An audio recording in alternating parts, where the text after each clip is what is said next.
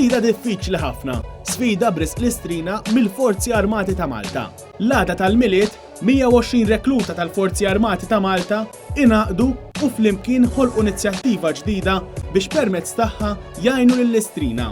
Ġibdu trakk militari li jiżen aktar minn 4500 kg minn ħattart sal-belt, aktar minn 8 kilometri.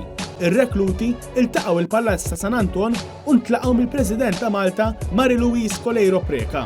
Ir-rekluti jibdew l-isfida tagħhom u jibdew jiġbdu trakk militari.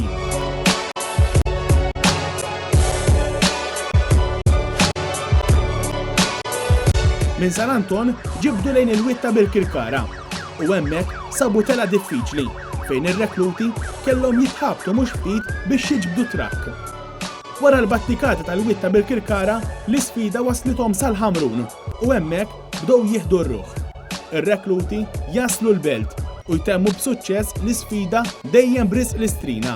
Kellna team building ġifieri kbir li anke waqt il-ġurnata tagħna ħassejna li mal-ħin aktar kemm jew aktar ridna nimbuttaw il-xulxin għal dak li konna ħanaslu. Sodisfazzjoni kbira ħafna, kienet vera esperjenza ta' pjaċir li għamilniha minn Sant Anton u wasalna hawnhekk iżda kienet hard to believe l-ewwel li ħanagħmluha.